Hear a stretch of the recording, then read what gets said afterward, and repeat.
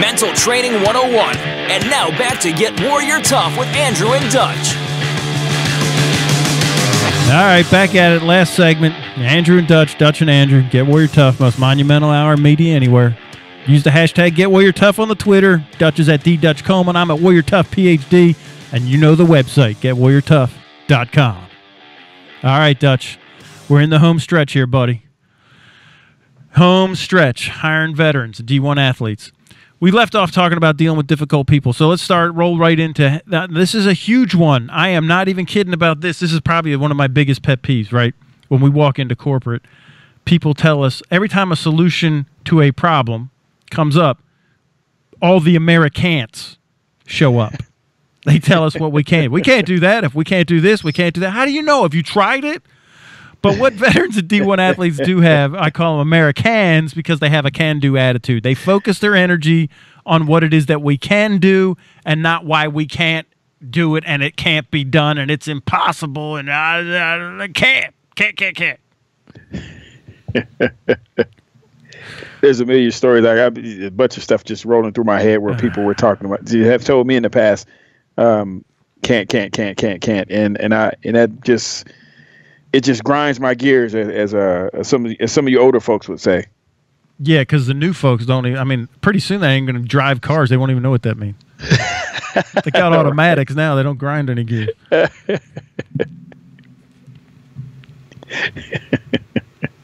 Yeah, self-driving cars. What do you know? My goodness! I can't drive. I can't. Okay. Anyway, it really does. You're gonna have to go to. Who told you that? Yeah, who told you that? You can't. How do you know? Have you tried it? I mean, you know. All right, the next one is a big one. It's near and dear. I know to both of our hearts. It's huge. It's a major piece of what we do. It's diversity and inclusion. Both D1 athletes, they've been in the locker room, and veterans from the first day until the last day that we entrust our lives and our well-being with those that are in our team and in our unit. And those teams and those units are made up of every imaginable combination of background, race, socioeconomic level, religion, personality, education, gender, and ethnicity. And there's nothing like a little difficulty, right, to be under fire, be in the trenches with somebody, if you will, to get over differences and divides real quick. Oh, yeah. Putting your life in the hands of someone that you thought someone told you weren't supposed to like, that could be real. That can become real quick.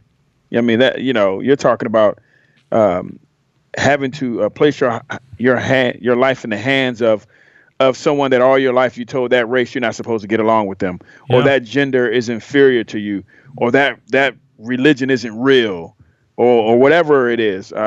I'm not supposed to jive with those, those poor folks or those rich folks. And real quick, man, you're talking about your life on the line. You're talking about your unit's life on the line. You're talking about successfully accomplishing a mission. Right.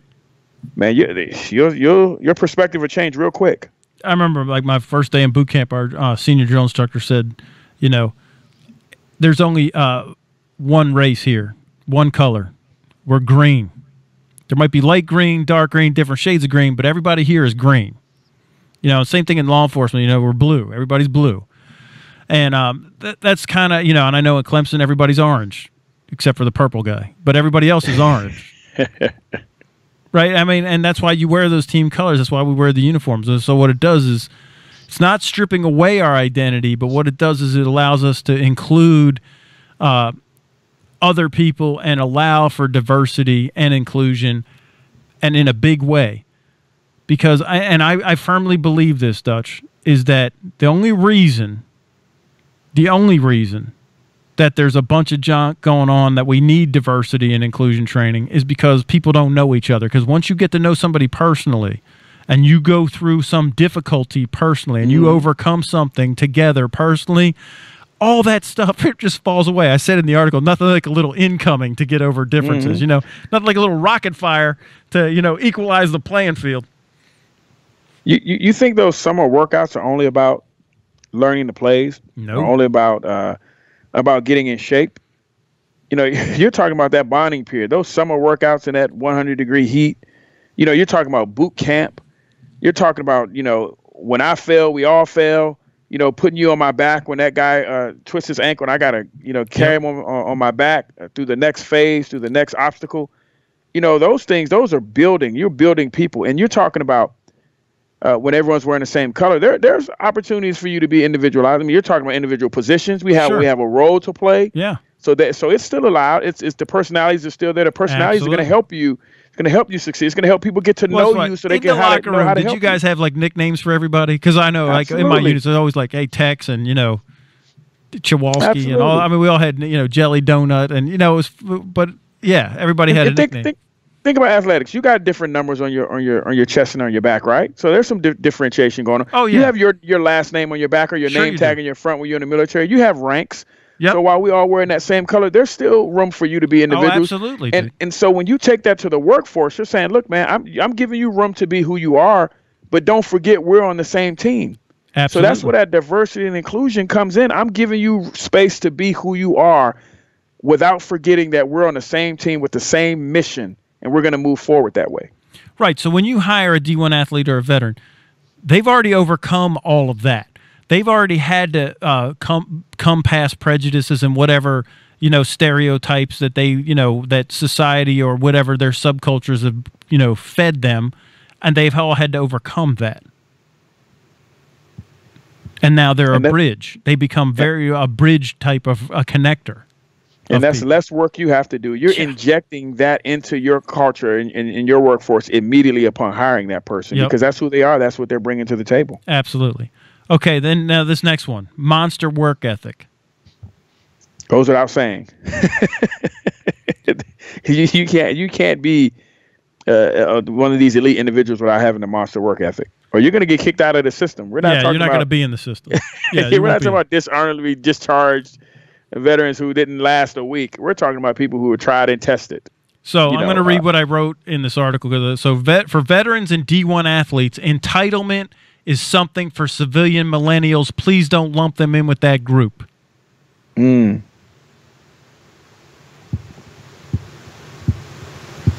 have earned everything that they've gotten. Nobody gave them a free ride anywhere.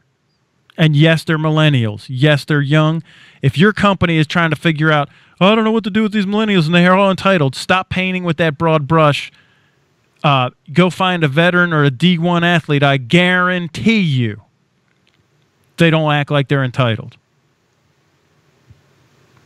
No question.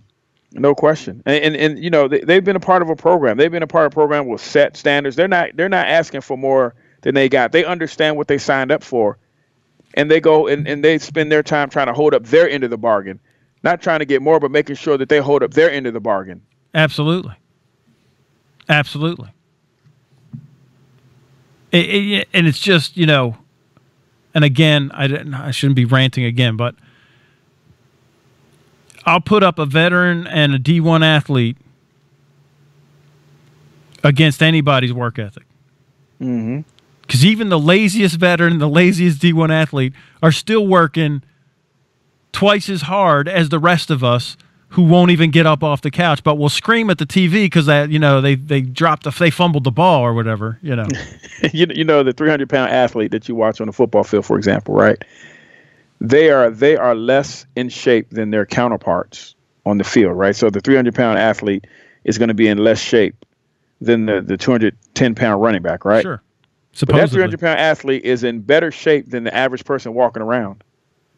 Yeah, I always thought that they were in great shape because to have to be able to move that 300 pounds is just the amount of calories it takes and energy to move 300 pounds is just astronomical. But the mindset of a person walking around might go, hey, look at that fat guy. Oh, look, he can't even move. And when you look at the 40 times that these guys are running in the combines that we consider slow because they're being compared against their peers, the average person couldn't run those 40 times. And they couldn't even make it through a single practice. Right. In 100-degree heat, they were asking these 300-pound guys to do on a daily basis. Right. But we're calling them fat. We're calling them out of shape. Yeah, right. Okay. But I don't see you out on the field, so. Exactly. Yeah. No, I'm with you. I mean, it's just ridiculous. But seriously, stop lumping in and saying, all these millennials are. You come with me in Dutch, and we'll pull you into the locker room and we'll take you down to, you know, when we work with the military, and you can meet some of these 19, 18, 20-year-old kids. And you know what? That puts you to shame. Challenge them. They're looking for a challenge. They're looking for the next challenge. Put you to shame, man. Put you to shame. Seriously. We got about 2 minutes left. We got to knock this last one out in about 2 minutes. Yeah, all right, we got it. Core values.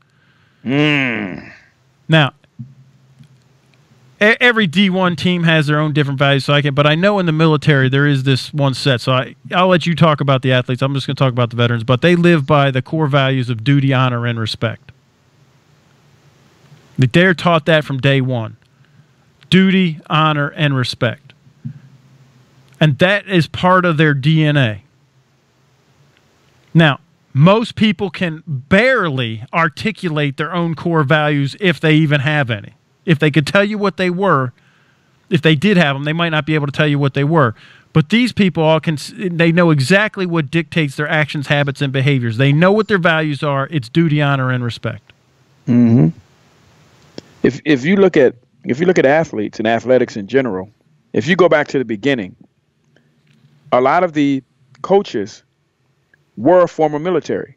So any of the creeds, any of the values that sports use, I guarantee if you look back far enough, it started with a military man, with a vet, a military person, a veteran that took their job as a coach and instilled and created that system, that value system within that sport or activity.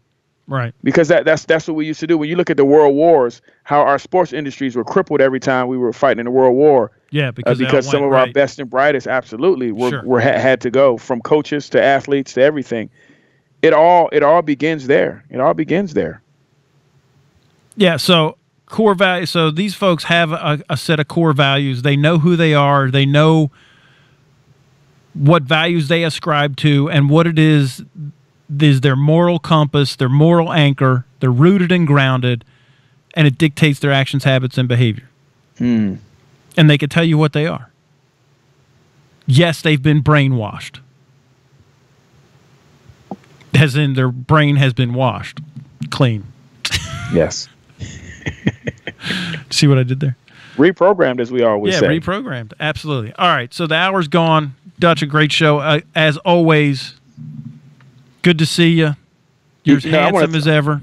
I want to close out with this. Yeah. If you're listening and you're a university, you work in athletics at a university or school, and you're trying to find your athletes, or you're a military person that's trying to look for jobs for veterans, if you bring in a bunch of potential employers, you bring them together to talk, bring us in to talk to them. We can talk to them and we can tell them why. We can do that for you. We can explain to them why, because there are services in the military that are working to get their veterans hired, right? That post military career, that post military life, and we know that exists with in athletics, where they're trying to make sure once their kids are graduated, the professional development is there. Let us talk to the organizations. You bring in the employers, you put them in front of us, and we'll do all the work as far as explaining to them why they need what your student athletes and what your military veterans have. Absolutely. We'd be glad to do it.